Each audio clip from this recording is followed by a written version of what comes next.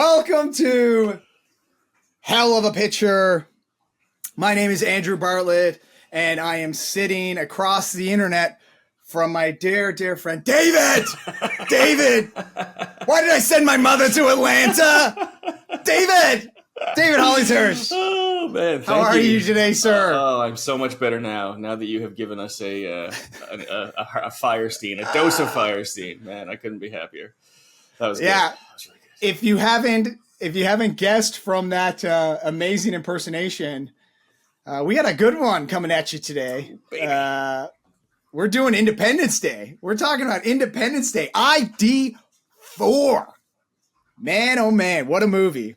And that was my best. That was my best. What I guess Harvey Feinstein. Firestein. Harvey Firestein. Oh man. Yeah, he's got that raspy voice. Yeah. Yeah. So he's one of my favorite characters in the whole film. Oh man. But we're doing Independence Day today. We're kicking off our summer blockbuster movies. And, you know, the very first episode, the very first picture we did was Jaws, which is the original summer blockbuster. And we figured we're in the summer months. It's nice. It's hot. Let's kick it off with some 90s summer blockbusters, specifically 90s. Yeah, man. Yeah, I'm stoked about this run. Absolutely. I love stuff you don't have to think about too much. You know, like puke. That's a funny word. Yeah. And 90s summer blockbusters are kind of like that Puke. in a lot of ways. You know, you don't have to think about it too much. You know, you just it's a purely entertaining romp. You know, and that's what you want in the summertime. You know, you're hot, you're sort of fustigated. You don't need anything too dense, and that's our lineup coming up here now, buddy. Nice and fluffy. It's good. Who is the comedian? The Seinfeld comedian? No, Banya. Puke was Banya. Yeah. Jeez, I got blanked on his name. That's a funny word. So Nice. a good 90, good summer blockbuster from the 90s is like a great Kenneth Banya joke. That's right. Yeah. Good old Kenny Banya. It's Ovaltine. So we're Ovaltine. We're gonna start off our episode as we do. This is gonna be a fun one, I think. Yeah. And David, I want you to start with the rundown. Give us a little background. I feel like a lot of people have seen this movie, but maybe they haven't seen it in a long time. So let's hit that rundown. Yeah, if you have not seen Independence Day in a while, it tells the story of one fateful 4th of July weekend where an alien race suddenly appears in orbit around the Earth. Governments and citizens alike scramble to respond as the arrivals dispatch their massive city-sized ships around the globe, prompting all the customary responses to crisis the human race is famous for. We watch the story unfold from an initially unconnected series of perspectives, including the former combat pilot and now floundering president Tom Whitmore, the underachieving but brilliant David Levinson, and his unforgettable father Julius, aspiring astronaut Stephen Hiller and his surrogate family, Jasmine and Dylan, and the always drunk crop duster Russell Case. The 4 storylines eventually converge as the aliens attack and humanity is quite literally decimated. The survivors, led by the aforementioned characters, must find some way to repel the invaders and bring humankind back from the brink of extinction. Independence Day was released in 1996. It was directed by Roland Emmerich. It stars Will Smith as Captain Stephen Hiller, Jeff Goldblum as David Levinson, Bill Pullman as President Tom Whitmore, Margaret Collin as his Chief of Staff Constance Spano, formerly Constance Levinson, that's going to be important, Judd Hirsch as Julius Levinson, father to David, Vivica A. Fox as Jasmine DeBrow, the partner of Stephen Hiller, Will Smith, and the regrettable Randy Quaid as Russell Case. It also features a host of other players, including the great Robert Loggia, Brent Spiner, your boy Data from Star Trek Next Generation, as Andrew informed us, Harvey Firestein is present and accounted for. Mary McDonnell, so on and so forth. There's a great many characters here. The film had a budget of $75 million, and it took in roughly $817 million in 1996 money. Wow. So, to put that in perspective, that's basically what Oppenheimer made last year. So this was 1996 money, $817 million. That is a bonkers amount of money. Generally positive reviews. IMDb has it at 7 out of 10. Rotten Tomatoes is about the same, 68%. And Amazon.ca, for some reason, I don't know, they're in the movie business now, I guess, gives it 4.5 out of 5. So very, very glowing endorsement from Amazon.ca. And that's the rundown. Before we move past this, I just want to say how awesome it is that so many of these characters have first and last names, even though it is not required at all. We know them all. Yeah, but the Brent Spiner character, Dr. Oaken, if you look at the credits, his full name is Dr. Brackish Oaken. And they didn't need to do that. He did not require a first name. It's not mentioned, but they did it. They fully invested in these characters. They made them real living people who are fully realized. And like Vivica A. Fox, she didn't need to be Jasmine Dubrow. She could have just been Jasmine, but they went for it. And I like that. So unnecessary, so delightful. And that is your rundown. Well said, man. That is our rundown. Yeah, the full names. Yeah. They sort of stick with you. I know, and it's sort of it's almost as if I wonder if they created full bios on these people. Do they have backgrounds and does she Oh, I'm sure they do. Yeah, they really invested in these people, and I think that comes through on the screen. These are very fleshed out characters with with depth. So even though this movie does have sort of generally positive reviews, it did incredible at the box office. It even won an Oscar, I think, and was nominated for 2. I think it won for Best Visual Effects. Yes. Fairly certain. Correct. It was nominated for Best Sound as well. All those alien noises and stuff, which was great. But our main discussion on this is, we want to look at this movie. First of all, it hasn't aged well. It did get a sequel in 2016. It was supposed to have multiple sequels. It ended up with one sequel, which absolutely bombed. Mm-hmm. Will Smith was originally slated to star in the sequel, but after doing After Earth, which was a god-awful movie about space, he was like, I think I'm done with this. So he backed out. And I also think that Fox wouldn't pony up the $50 million price tag. Is that what he's commanding now? Is that what he's? Wow, that's the full. I don't know now, but at the peak of his powers, yeah, $50 million. Yeah, so they were like, "Nah, we're not going to do that." That's NBA money. So could have maybe been a different outcome for the sequel, but alas, we're not here to talk about the sequel. We're here to talk about thank God, the first one. Now,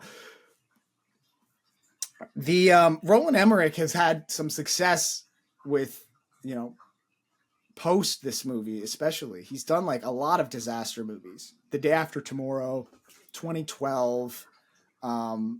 He sort of has carved out a little subgenre for himself. Yeah, he's got a type. I didn't realize that. That's interesting. But I do think that Independence Day was sort of the peak of his powers. And again, I wanted to get into this discussion here, and if a quote unquote bad movie can be great. I think looking back on it, it's easy to look at it as an adult, kind of 30 years later, as a somewhat problematic film. Not so much in the subject matter, but just in a lot of the things, like the writing, the visual effects, the performances. There's a lot of things you can pick out in this movie and kind of question. I'm wondering if you think that general question, can a bad movie be great, or is it more so linked to our nostalgia? Because we both have definitely a fond place for this film. Yeah, I mean, it's tough to disentangle yourself from that. I mean, how do you extricate yourself from memory, from experience? It's almost impossible to do that, because I remember seeing this movie for the first time. I went with Dad, and I was 12 years old, and he told me recently that when I was younger, every time we'd go see a movie, I would all come out of it and say, "That's the best movie I've ever seen," because I was, a kid, and of course it's a movie. It's good. You know what I mean? Like, of course it's the best you've ever seen because it's the most recent you've seen. But I remember seeing this, and I even remember like surreptitiously saluting when Bill Pullman gives his like big speech towards the end, and it's all very rousing and moving. And I sort of looked around and was like, "Oh God, I gotta do it." So I pulled the little salute in the theater. I was so moved; it was incredible. But yeah, I mean, like obviously, it means a lot to us. It means a lot to us, and yeah, you can be objective to a degree, and I can look at this and find some things. I've got some notes. We'll talk about it for sure. But yeah, addressing your question directly, we have looked at mostly critically acclaimed movies so far in this series. And correct. We've been forced to make a distinction between a great film and a hell of a picture. We've talked about how there's something, well, I don't want to say indefinable because we're trying to define it, but we've called it a feeling a lot of the time, something that distinguishes the great with the hell of a picture. So the question now is, can the feeling be captured in what we would, in a lot of ways, say is a bad movie? Is there an art to making a great bad movie? Some recipe that takes the right amount of cheese, the right amount of melodrama, of trope, and combines them to achieve a kind of cinematic alchemy, by which something that should be crap is transmuted into something exquisite. And I think a lot of how we judge movies comes down to expectation, and films, whether intentionally or not, they often give us the standard by which they want to be judged, or by which they should be measured. And sometimes that happens erroneously through mismarketing, but more commonly it's how the film presents itself. And some movies just scream at you to take them seriously, and other films do just the opposite. And in both cases, a film can be successful or not. So what we need to decide is, can these two films cohabitate the same list? And can a movie, by some metrics, that is bad, be so successful in what it's trying to do that it's actually good? Like most germane of all, I guess, is that what Independence Day is? Is it a bad movie that has achieved greatness? And can we consider it a hell of a picture in the same way that we do Interstellar or Lady Bird? That's a tough question that we're gonna have to get into. I think that at the end of the day, a film like this is from a studio's perspective, is trying to make money. Yeah. Right. This is what's so interesting about just making films and the movie business in general, right? It's an art form that, its center goal, besides artistic expression, which a director or filmmaker or crew or whatever would argue, it's put out there to make money. You know what I mean? And often, I would say more often than not, a film's success is based on if it did make money. Yeah, and most of them lose money. It's deemed a success. Correct. Most of the films we considered to be a quote unquote success, it's mostly based around financial success. Absolutely. Like if you have a movie that doesn't make a lot of money but is critically acclaimed, and you have a film that made a lot of money but is the opposite of that and is like, a terrible film by all metrics from a critical standpoint, it's like, which is the more successful film? Mm-hmm. It's like, I probably would argue the one that made more money because more people enjoyed it. It's like looking at a movie critically versus looking at a movie, for something that, a film is meant to do, which is entertain us. Yeah. Right. And that's what a movie like this is really successful at. It does a thing that a lot of people go to the movies for, and that's for entertainment, to escape reality, get out of their own, and I would argue that it's successful because that's the point of the movie. Right. And I would think that Roland Emmerich would say that, artistically this was, choices and all that sort of stuff in the script, whatever, like was all a part of the film being a piece of art, or but that's a bit of a harder sell when you think about a film critically, right? Because like, I'm watching this movie and I'm thinking about all these lines of dialogue. And I've seen this movie, I mean, at least, I don't know, 20 times, like in my life. Like you said, I remember seeing it in theaters. And then I got the VHS, and I mean, I must have just watched it on repeat all over and over and over. Oh, yeah. You're 12 years old, you're 13, you're 14. Like, this is on repeat for you. This is the wheelhouse. This is who you're playing to, right? And I don't know if I can quote it because of all that, but like, or because it's so bad that I'm like, these moments and these performances and this script just like sticks out in my head because they're so bad. That's why I remember them. So I want to say fondly, you talk about doing the salute, right? Like he's giving this speech, July 4th. It was, it's not just an American holiday. It's our Independence Day. Like even the cutaway, it's like, it cuts away to the shoulder, and then it cuts away to that one soldier. And he's like, exactly. That was me. I was doing that guy. Yeah. The exaggerated, like, it was all of us, man. Yeah. We're like, fuck. Yes, President. Now the president is he's gonna be a part of. He's gonna jump in this fighter jet. The assault. It's like, I'm sorry, the vice president has already been killed. Yeah. Like, you don't have a Secretary of Defense anymore. You fired him. Like, okay, so if you get shot down, then like, who is running the country? Like, you cannot go in that fighter jet. I'm sorry.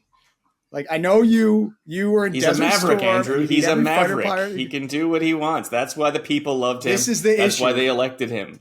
Whitmore is a renegade. That's what they need. All right. 4 more years, baby. So 4 more years. He was Obama before he was Obama. That's right. Although Obama wasn't really I was just thinking more about the age. Oh yeah.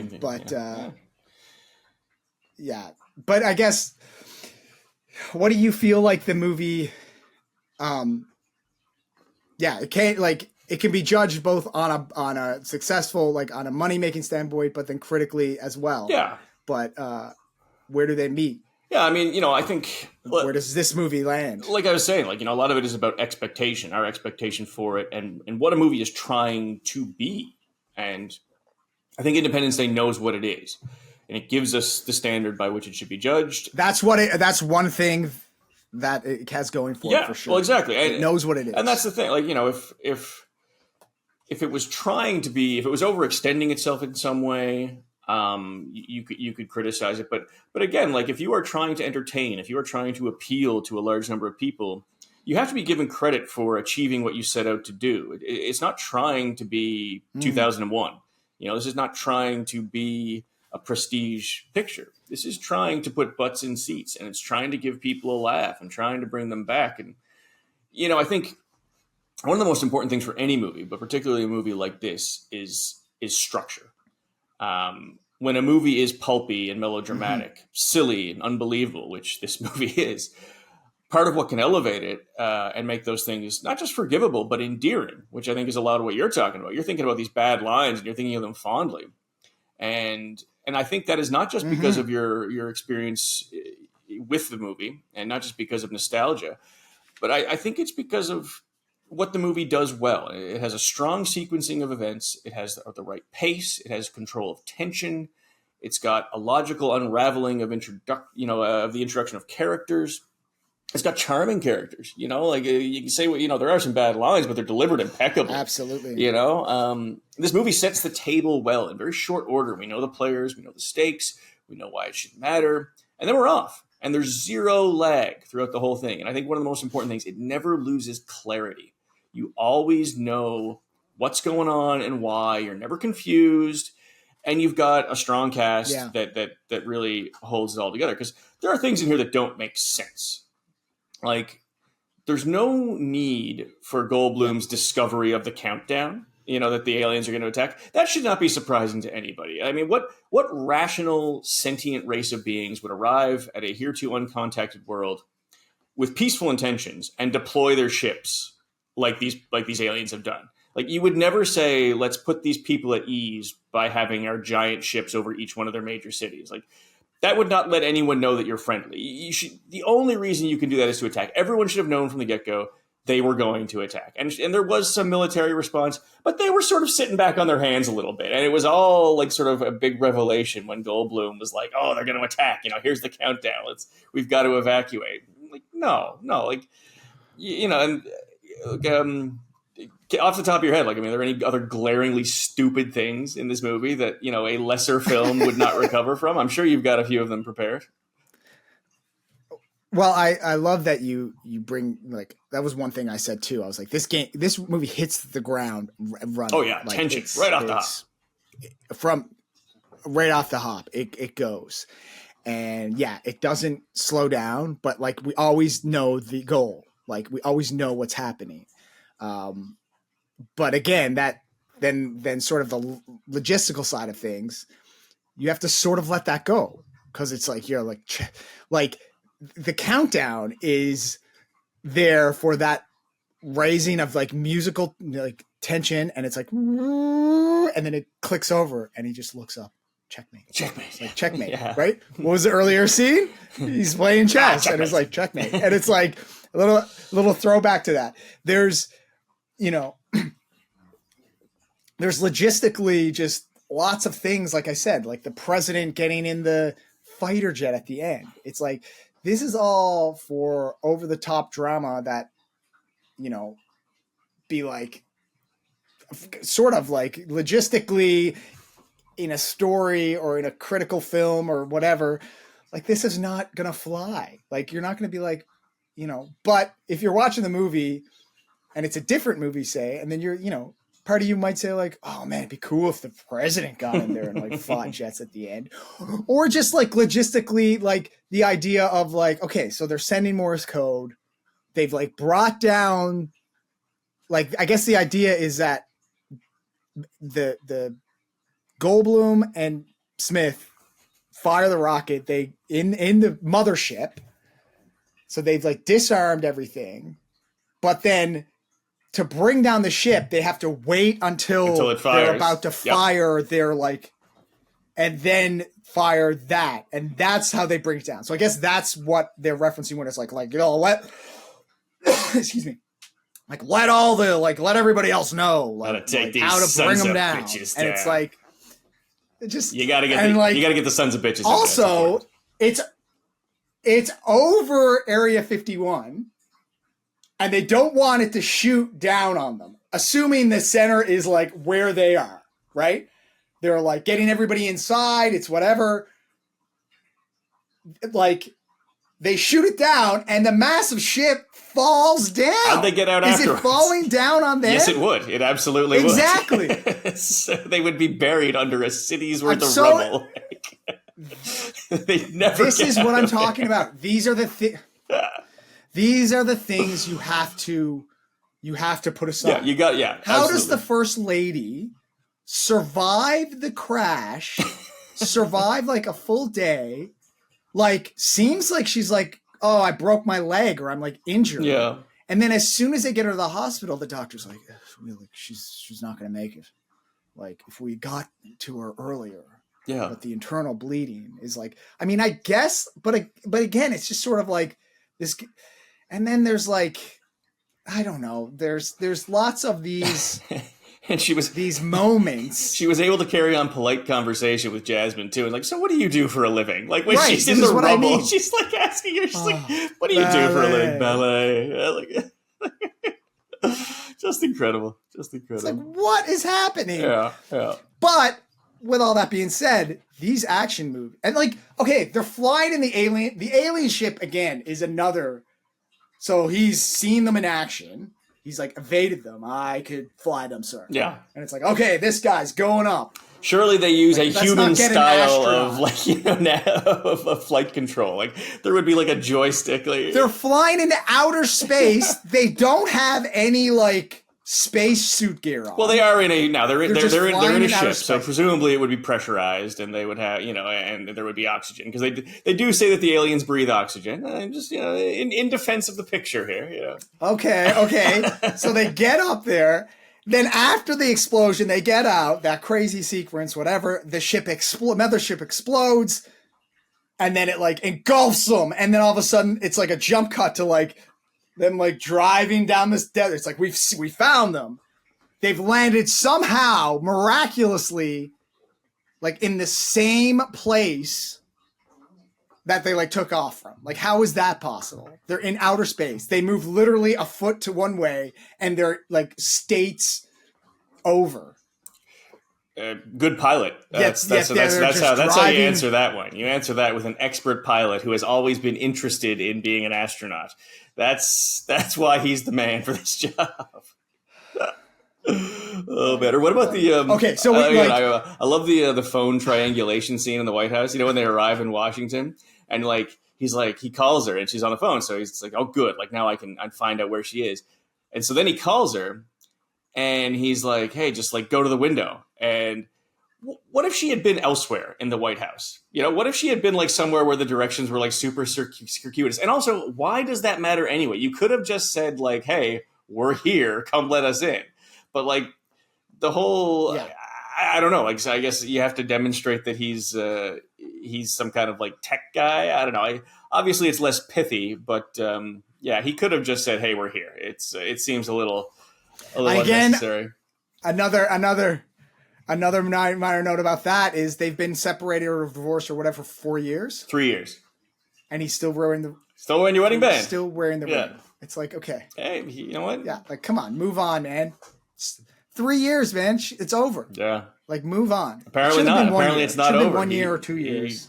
All it took was an alien invasion, and they're back together. Obviously that relationship was on sound footing because it just took the global crisis to bring them back together. We had something special. I was part classic of something line. Special. I mean, good line. I was part of something special. Good line. Oh man. There's surgery happening on an alien. Oh man. Which that they are totally unprepared for it to wake up for. Like they're like, this thing, they know it's alive, they start performing surgery, and all of a sudden it's a shock when it wakes up and runs amok. Like they should have been ready for that contingency. And nobody is there watching. No security. Nobody is behind the glass watching. Nothing, security, nothing's happening. It's just 4 doctors, scientists in a room slicing open this thing. Yeah. And then after it happens, a thing that they know has telekinesis kind of like or telepathy, a thing that they know, is hostile towards them, and it doesn't even seem like they had it under restraints. Like, I mean, it just like as soon as it wakes up, bedlam. They're all just murdered, except for Dr. Oaken, Dr. Is that glass Oaken. bulletproof? No, sir. Critical. Yeah. How about Adam Baldwin? A young Adam Baldwin, looking pretty darn good. So yeah, we're getting into the cast here, and I have. We are nitpicking a lot. We are, but that's what we're here to do. I mean, what else are we here to do if not to 100% to get into the nitty gritty of it? And with that said, we got to talk about Harry Connick Jr. And I want to know. Oh yeah, Big Daddy. Do you think this was scripted this way? Was this a directorial choice? Or did Harry Connick Jr. show up and say, I'm going to play this guy as a white rapper? This white guy needs to be the blackest dude in the film. Do you think that was a choice on his behalf? Or like what happened there? I think it was more so like I guess it's a more southern. I got the southern. He's from New Orleans, which is why I call him Big Daddy. Yeah. Let's kick the tires and light the fires, Big Daddy. But I don't know. Come on. He's the booty. You got to get down to the booty. And it just. But again, okay. Let's say he's Southern, and that's what we're experiencing here. There is that to it, but I also feel like there's a certain amount of hip hop culture integrated into this. I feel like they almost felt like they needed it for some reason. I don't know. Do you think Will Smith was put off by it? Because I remember watching as a 12-year-old and being like, he's behaving kind of oddly. That seems, I don't know. It didn't seem like you needed it, is my point. This felt like a very conscious choice that was totally unnecessary and adds nothing to the movie other than something for us to laugh about. But not in the way that maybe they intended. So I'll counter that by saying you need somebody equally as cool as Will Smith in this role. now because he's best friends with So him. who was So he has to unavailable that be- brought us to Harry Connick Jr.? Like, how far down the list did we go before we Man, got Harry Harry Connick Jr. is super cool. Oh, God. I thought he was awesome. He's one of my favorite characters in the movie. Oh, my God. But like, yeah, like he gives this sort of comedic role. He's in the movie for a very short amount of time.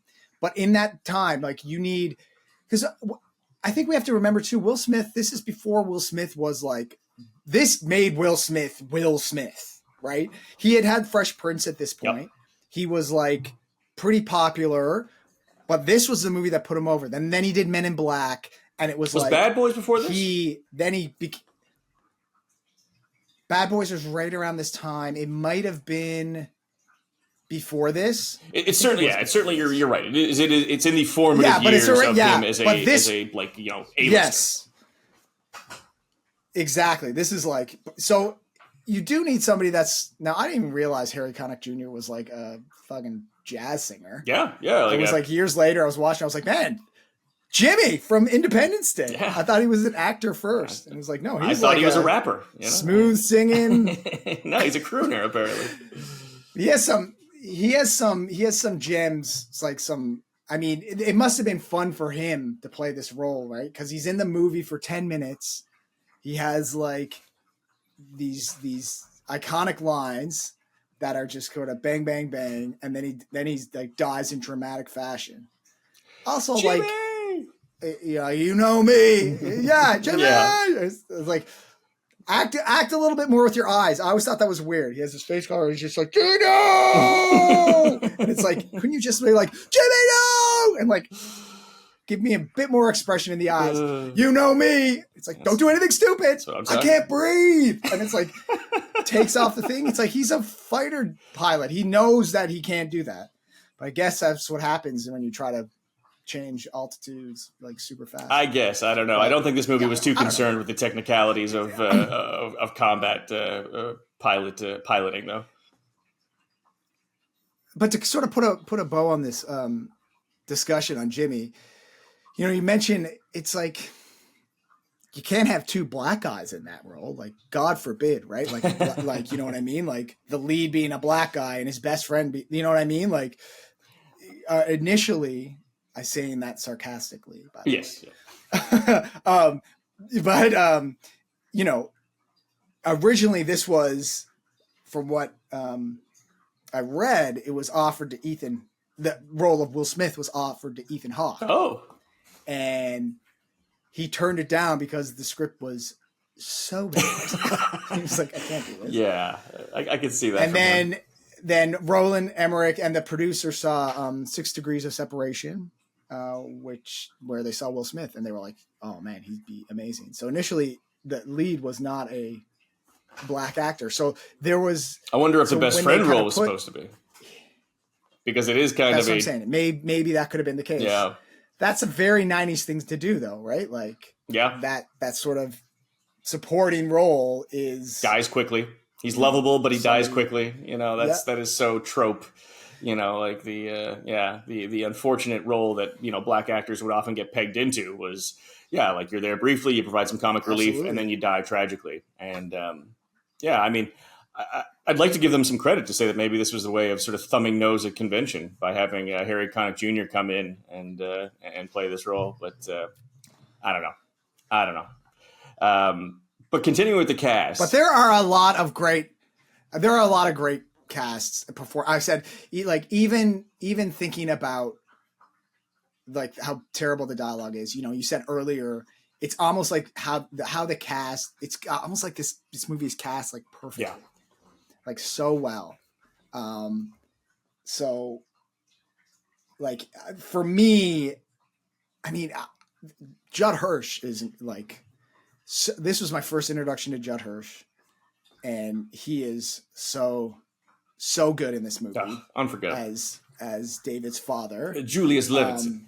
It was also my introduction to like a first prominent Jewish character in like a big budget film. Yeah. Like I hadn't really, you know, there's the line towards the end where he brings the Secretary of Defense in and he sort of says, yeah, come, join Yeah, us in the circle. he's got the. Like, I'm not Jewish. Yeah, it's like nobody's perfect. That's right. And I was like, I didn't know, like, as a 12-year-old kid, you're like, sort of like, oh, okay, there's like other religions in the world right. besides Christianity. Yeah. Sort of, you sort of get blinded by it, and it's so it was like it was certainly nice to see, and then you have like, I mean, Goldblum is coming off of Jurassic Park a couple years earlier, and like he sort of is playing this. He's almost playing the role that the name escapes me, the lead of Jurassic Sam Park. Neill, Alan Grant. Sam Neill. Oh, yes. So Sam Neill is playing. He's sort of playing that role like he's way cooler. Like he's super cool in Jurassic Park, but he's like, I don't know. He's supposed to be this like nerdy cable repair guy who went to MIT. He's MIT trained, and he's he's also just, he is like super cool. Like he has this cool, like sort of like, it's a role that not a lot of actors can pull off. Absolutely. Because like he's part kind of action lead and part kind of, sort of brains of the operation. Like Goldblum is one of these weird guys who can straddle that, because you look at him, like he's a fairly hulking guy. Like Goldblum's a big dude. And yet he affects this air. When him and Will Smith are walking. Oh yeah. Yeah, when like at the end and they're in like sort of the militaries and they're smoking the cigars, and he's like I think he's taller than Will Smith, and he's like, he's broad. He is. He's a big guy, and you're like, man, he's super. Yeah, totally. That I'm not a Will Smith guy. I've been sort of pretty clear about that over the years. But this is by far my favorite Will Smith role.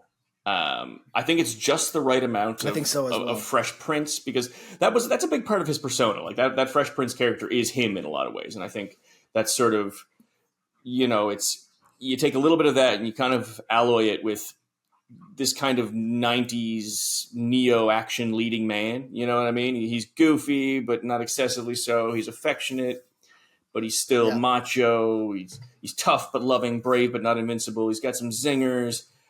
This movie becomes sort of a buddy comedy in the last 30 minutes, and I could have done with more of that. Like you were talking about watching them walk side by side.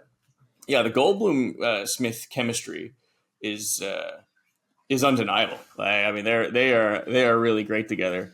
And we talked about Judd Hirsch a bunch in our Fabelmans episode and praised him for his dominating performance as Uncle Boris. Is it possible he's better here? And this is sort of an extension of what we were talking about with the way we look at movie and genre and how seriously we take it. Do performances like this, like a performance in this kind of movie, I feel like they don't get their due either. In the same way that like a great action movie, a great comedy is often not taken seriously when compared to prestige films. I think the performances within them often get, sort of biased in the same way, or they suffer from the same bias. What do you think about that? Like, is it like, would you look at both these performances and put them on par with one another? Do you think that Uncle Boris sort of dwarfs this one, or what are your thoughts on that? I think the characters are very similar, right? They're sort of in place to help our leading character get to where they need to go, right? Sure. So it's like, I don't know if it's so much of a stretch for him. I find it interesting that he's sort of, these movies were made 25 years apart, I guess, when Fabelmans came out. It was, a little over 20 years or more. Yeah, I guess Fabelmans came out in what, 2020?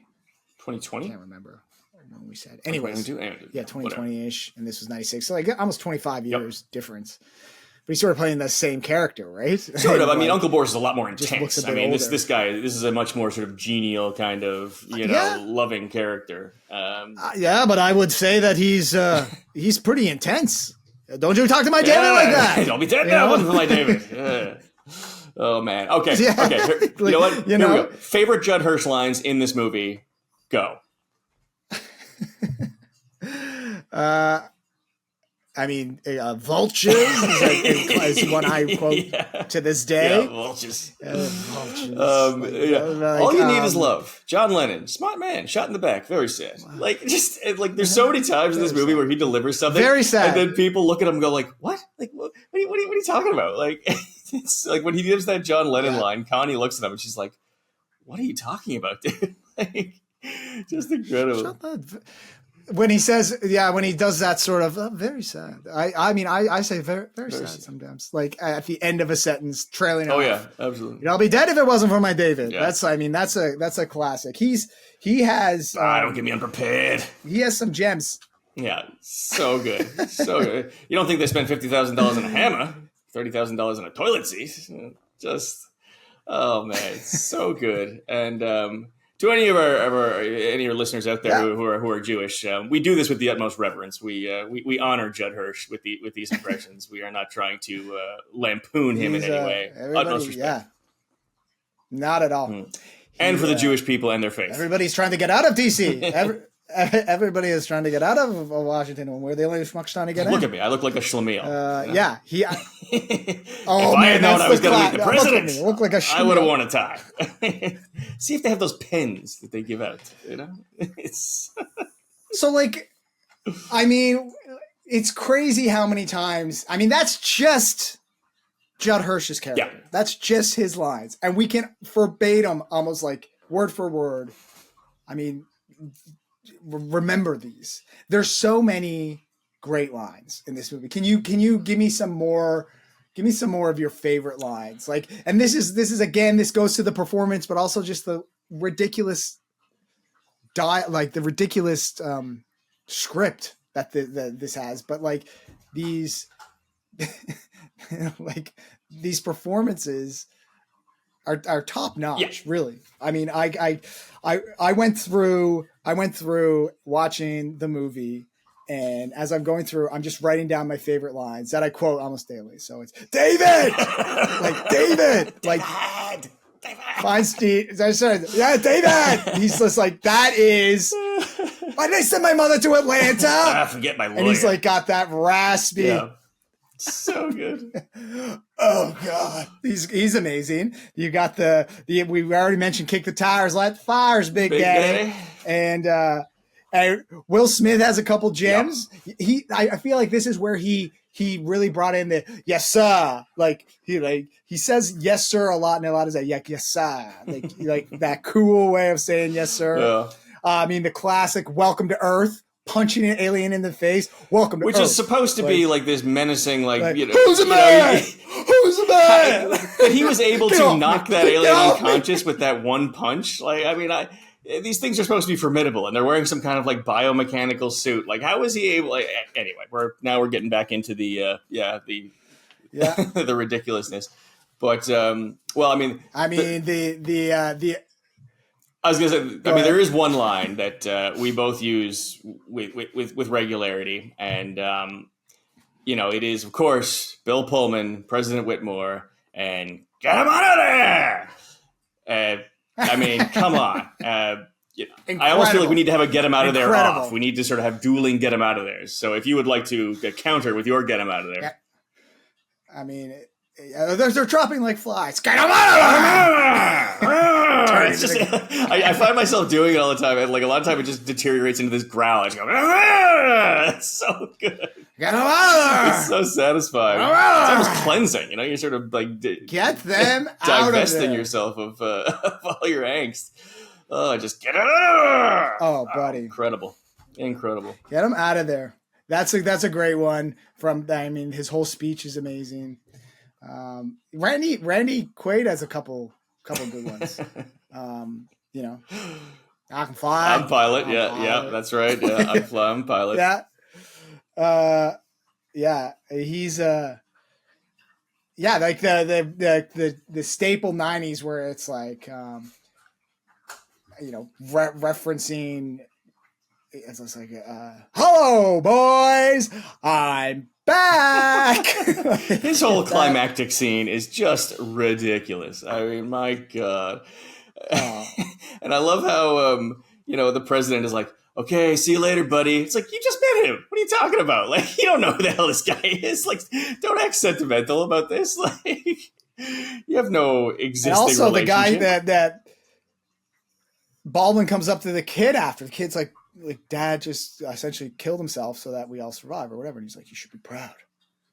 It's like, yeah, but my dad just died.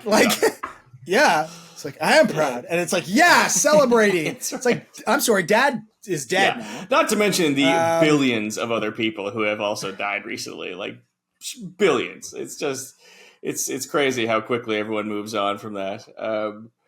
There's certain things you need in a 90s action movie that you know, it ticks all the boxes here. Like, you need someone, ideally Robert Loggia, that has a line that ends with bastards or sons of bitches. And he gives you both in this movie. Robert Loggia needs to be in more stuff. Frankly, I'm surprised that there was any movie with like a gruff general that was not played by Robert Loggia.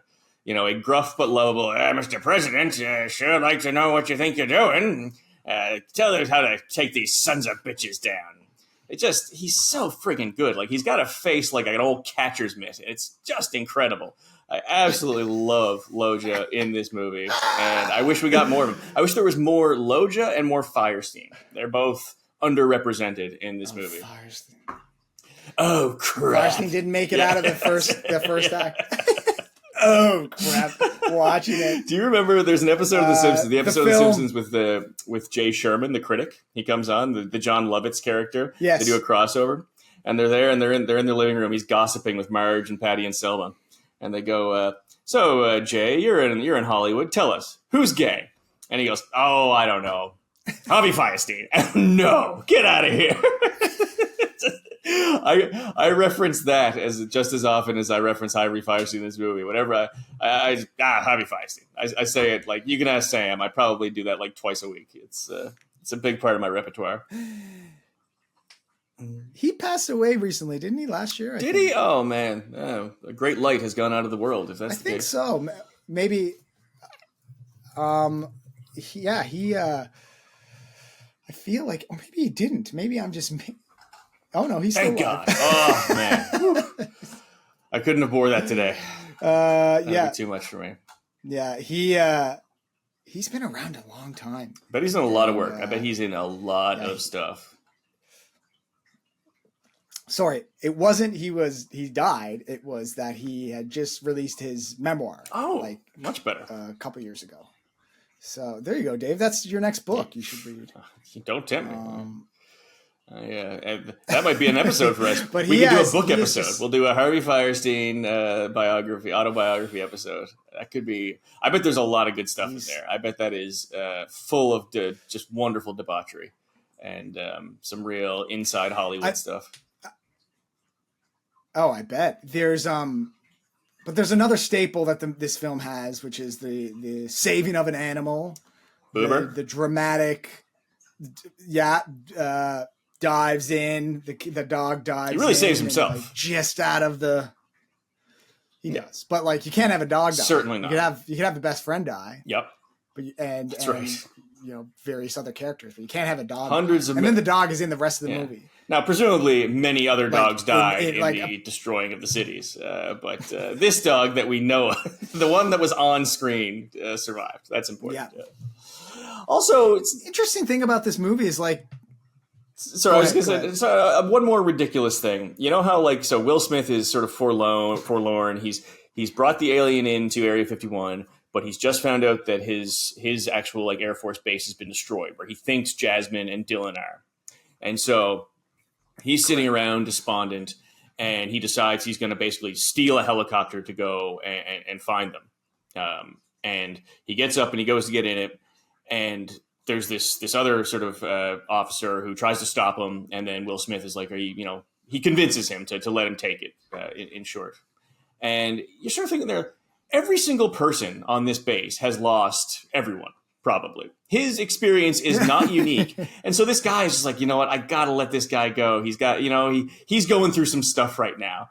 Just like, what? Why? you would not be so accommodating. It's like you have precious few resources. Like, how many helicopters do you think they have left at this point? You're going to let this guy just go? Like, it's absolutely absurd. Like, it's so lead character centric, you know, as if like no one else has problems except the people who we are focused on for this story. It's just, oh man, so silly. A lot of the one of the main critiques in the film is sort of like the depiction of America, like, and like, you know, it's, I think within America it makes sense, but like to the rest of the world, it's sort of like how America is depicted in this film as like the typical heroes. Like they're the ones that discover, you know, they're the ones that like they're the ones that get everybody together to kind of make this count. What America's famous like, I for, love that, like, bringing the world like, together. That's absolutely. Those not watching, I rolled my eyes big time. And then anyway, this scene where they go to the British and they're like sort of, it's like, it's a message from the Americans. They want to start a counter attack or counter offensive. They rally all. He says, "Oh, it's about bloody time." They rally all the. What do they want to do? What are they trying to do? They get all the major like, stereotypes around the world. Like they get the English stereotypes. They get like the friend. They're sitting around smoking their cigarettes with like their striped shirts and stuff like that. Like, oh man! Like they're not doing anything. Yeah. They're not doing anything, and it's just like, It is so American. I mean, it came out in July. And also, I guess the film has to do this, but how they manage in 3 days to have all this stuff happen. Like literally there's an attack and like 2 days later, it's like, we're going to fly a spaceship into outer space, drop a nuke and also like the Secretary of Defense character is like he is like way too gun happy about like dropping a nuke. Like, oh yeah. Like when they drop it, he's like, yeah, we got him. And it's like so over the top. And then for some reason he's against the plan to fly up there and shoot a nuke at them. You know what I mean? Like there's this weird sort of like total cognitive inconsistency with this guy, you know? Like yes. But he needs to be contrarian. He has to be antagonistic. So that because you need that, because it's like, aside from the great pencil-headed like sort of bad guy. I love that musical shift in the film when that happens, when he's like, you know, a sniveling little scumbag like you, Secretary of Defense. It's like, you're fired. He's like, Mr. President. And there's this like shit, like this musical shift. It's like, it switches, to like the trill. It's almost like sort of it's almost like revolutionary America. You know, you have like the trill of pipes. You can see like George Washington like sort of marching at the front of a column or something like that to that music. It's perfect. Was this Hans Zimmer? Did Hans Zimmer do the music in it? I think he did. Oh God, I have no idea. I'm pretty sure he did. I don't think it was Hans Zimmer. I am going to call really? Zimmer. Yeah. All right, come on here. Let's see. Independence Day music composer. Thank you, Google. David Arnold. Man, damn it! I really thought it was Zimmer. Okay, I lost David that Arnold. One. All right, what? You know, it was Zimmer-esque anyway. Yeah, but man, oh man, Independence Day. We're almost an hour in. I feel like I could talk about this movie for another hour. I could watch it right continue now. With quotes from the movie. Like, I watched this movie a day ago, and I could fire it up again.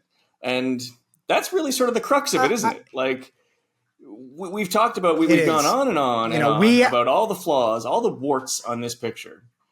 And the thing that I walk away with every time is that it works. It works. I love this movie. I have, like you said, we talked about it. Can we separate ourselves from our bias? Probably not. Is that going to skew our interpretation of it? Absolutely it is. Is that a problem? I don't know. I don't really care. You know what I mean? Yes, I do like discussing it in terms of academically, but I think that's not the only thing that can make a hell of a picture. Well, that's right? it, and you can't remove sentimentality from the discussion. I think that can and maybe should be part of it, especially if we're the ones making this list and it's sort of representative of us. Like, I mean, we never said that we were setting out to craft, you know, the objective, indisputable list of the best movies ever made. We're talking about what makes a hell of a picture. And that is by its very nature, a personal thing, you know, to us. And we did say that it was largely feeling based. So I know you usually put it to me first, but I would like to put it to you first. You know, I mean, if you are ready, unless you feel like we haven't surrounded the issue enough, do you think we need to get into? We certainly have. We certainly have. It's interesting because, you know, I look at this, and if we look at some of the ones we've done in the past, some of the ones maybe I turned the key for and called a hell of a picture, like Oppenheimer, or one that we were both very close to thinking we were going to turn the key on for Little Women, which we did a couple weeks back, and we were very close, and we were like, yeah, the story is great. If I look at, say, Independence Day versus like Little Women, and I put them, you know, two completely different films.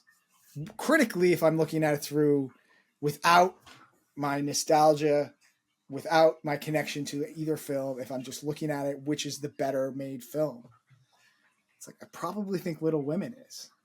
But again, like you said, we can't remove ourselves, certainly subjectively, to like how we take in a film, especially one that we've seen over and over for 30 years. We're connected to it differently. And it means something different to us. So, you know, with that being said, I think that's another important aspect of, or I don't want to say rule, but, you know, we're sort of making this list of things that would qualify a hell of a picture, you know, and I think this sort of goes on that list. I don't think it's that it has to have nostalgic feeling, but it has to have some sort of reverence to you on a personal level. Like it has to hit you on a personal level. And whether that's, I saw it as a kid and it keeps hitting me and I keep returning to it, or I can quote it. Like we just talked about so many quotes in this movie. Like this is probably for me, one of the most quotable films of all time. Like I can quote so much of this movie. And so I'm rambling a bit, but I guess to answer your question, yeah, I have to turn the, you know, directions upside down and, you know, not oops, turn my key, yes. Blast off. If I'm Will Smith, yeah, oops, but that way. So this is fitting. Are we going to blast off and go destroy the mothership together? You know, are you going to be Jeff Goldblum to my Will Smith? Well, are we going to launch this thing together? Absolutely. I will always be Goldblum, if that choice is available to me. Yeah, I mean, we talked too about expectation and the idea of being successful in what you are trying to do. This film tries to do something. It tries to make a populist film. This is for everybody. This is something that a lot of people are going to go see, that a lot of people are going to like. You know, the majority of the world has probably not even seen Citizen Kane or 2001: A Space Odyssey. And they would probably say that if given the choice, this is the movie that they would watch. And that deserves consideration. You know, like, I mean, as an art form, film has aspects. One aspect of it is entertainment. And this movie succeeds in being entertaining, in being lovable, in defying what could otherwise be mitigating elements. You know, like the things that could make it worse, make it endearing. And yeah, man, I'm with you. I love this movie.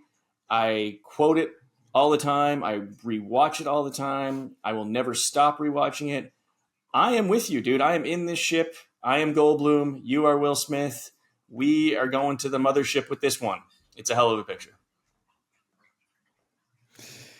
We're going to light those cigars, man. Yeah, we're get used to it. Fat Lady has sung. Yeah, Fat Lady. Yeah. Stop with the fat lady. You're obsessed with the fat lady. lady. Oh man, quotable, just so quotable. Yeah. Beautiful. All right, so we've added another film to our I guess repertoire of hell of a pictures, and added a sort of a wrinkle to the definition too, or to sort of the qualifications that a thing can have, and I think this is good. This opens up. Absolutely. This makes us very inclusive. This makes us sort of a not a pretentious kind of cloistered club, where we are open to the world. I think if you have merit, you can be in. I think that's a good thing. I love it. All right, man. So that wraps up Independence Day, and we're going to continue the 90s summer blockbusters next week, and we have a special announcement, I guess, with next week's episode. So next week's, David, you want to tell everybody what we're doing next week for the 90s summer blockbuster? Yeah, we are going to be talking about the Sean Connery, Nicolas Cage, Ed Harris, absolute banger, The Rock. We are going to be talking about that. And not only will we be talking about it, we will be talking about it in person, face to face. I am returning home for a holiday. Andrew and I are going to kick it. We're going to play some basketball. We're going to talk some movies. We're going to record in person. It's going to be a real treat. And I think, I'm looking forward to it for all those reasons and more. It's going to be a blast. Oh man. Can't wait. It's going to be our first time recording in person. So we won't be across the internet. We will be in person. So if you're tuning in next week, be sure to tune in on YouTube. And you'll be able to see us in person together recording this episode, which will be super fun. And The Rock, man, Michael Bay. Whew. Yeah. He's had some duds, but he's had some bangers, and this is a banger. And whether it, we deem it a hell of a picture, we shall see. But The Rock's a fun one. Yeah. Also a lot of quotable stuff in this Absolutely. movie. Yeah. So, whatever else it might be, it's not boring. Whew, certainly is not. Okay, so for David Hollingshurst, I should say for David. Thank you, David. Thank you. David,